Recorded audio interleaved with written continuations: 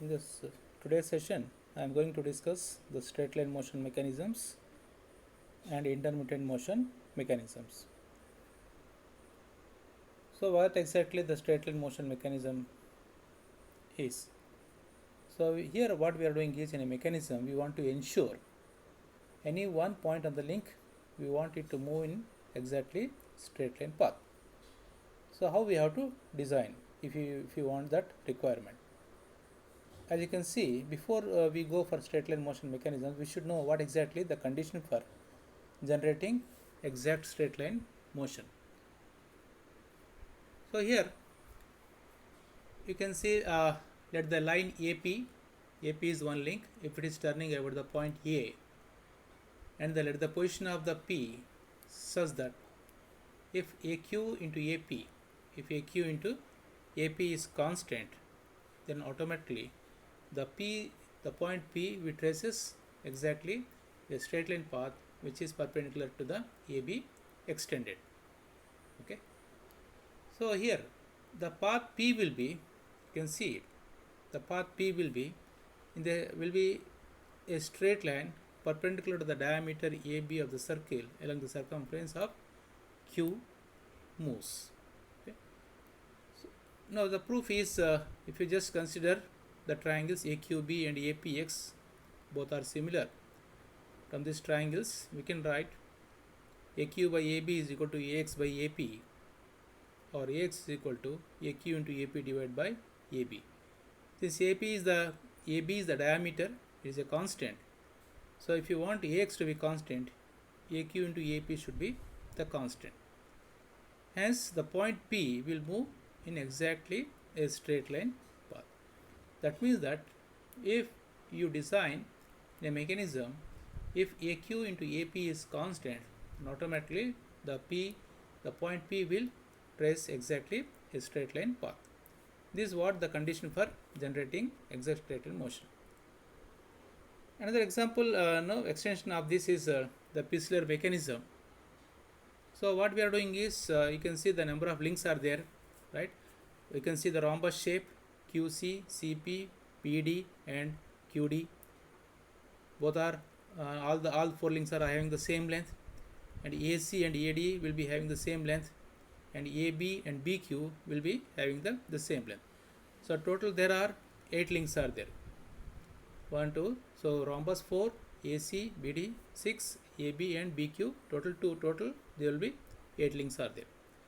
So what we are doing is, if you see the point B, P, right?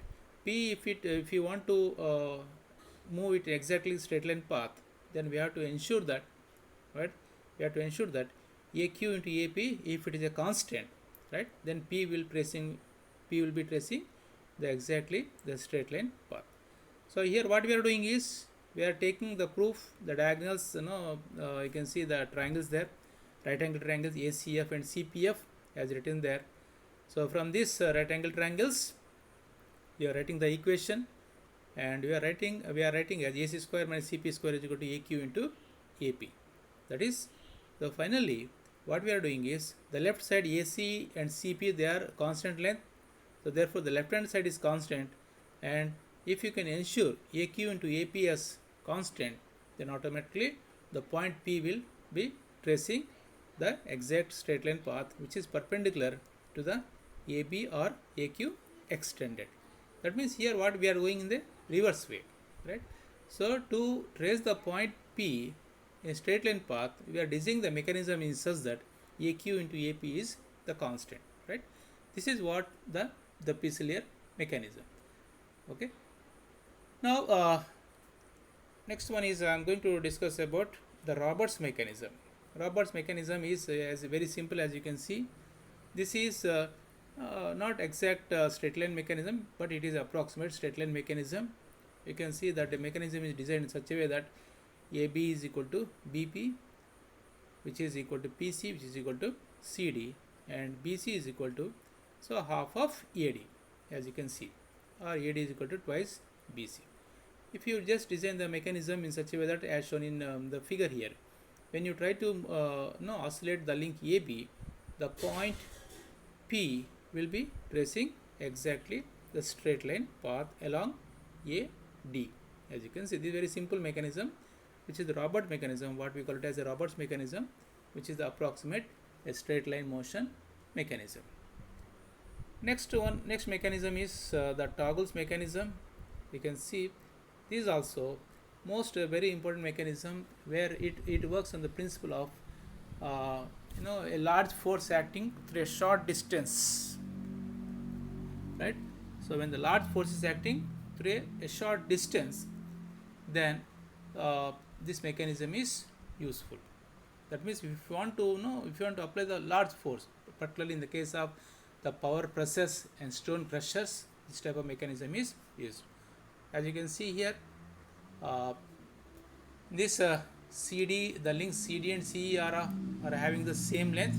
CD and CE are having the same length, and crank AP is connected, and BC is the connecting rod, right?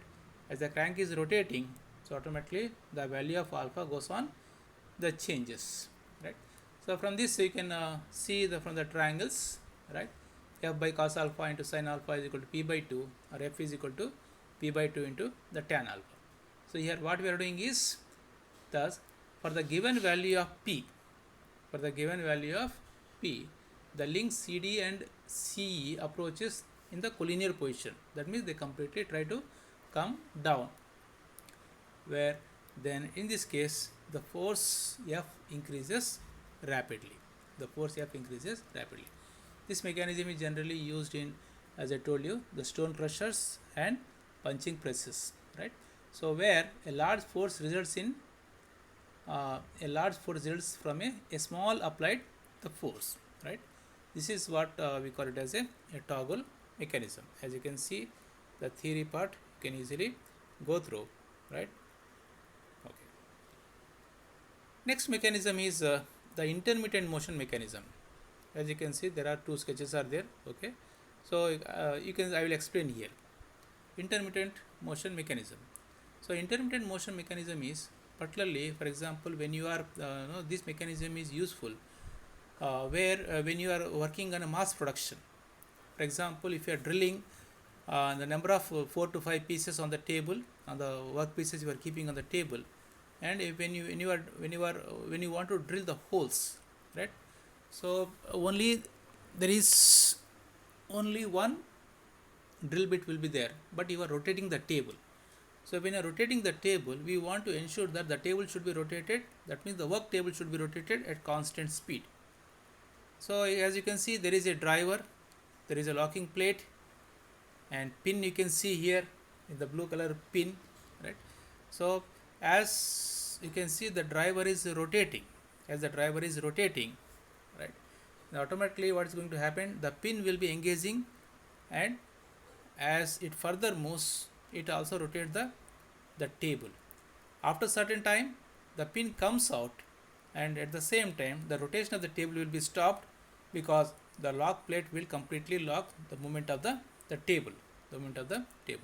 So like this, so you can see, if you want to increase the speed of the work table, you can increase or you can decrease depending upon the motion of the crank, which is in the blue shape.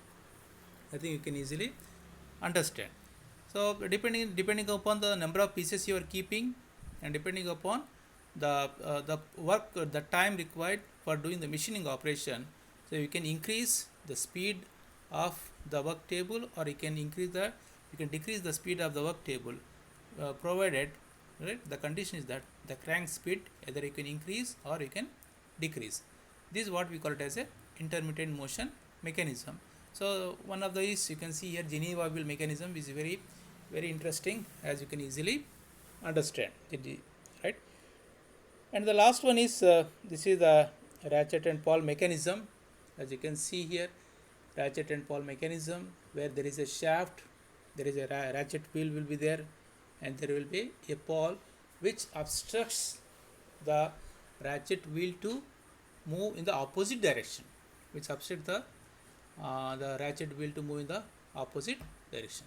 So as the pawl moves in the downward direction, it comes down and engages in the next teeth, so that it ensures that the shaft or the ratchet wheel will not rotate in the opposite direction so that the workpiece or the machining can be carried out. So these are the some of the examples of the some of the mechanisms which comes under straight line motion mechanisms. Whether it may be exact straight line motion mechanism or approximate straight line mechanism, or we can see we have discussed as intermittent motion mechanism, right? Okay, thank you.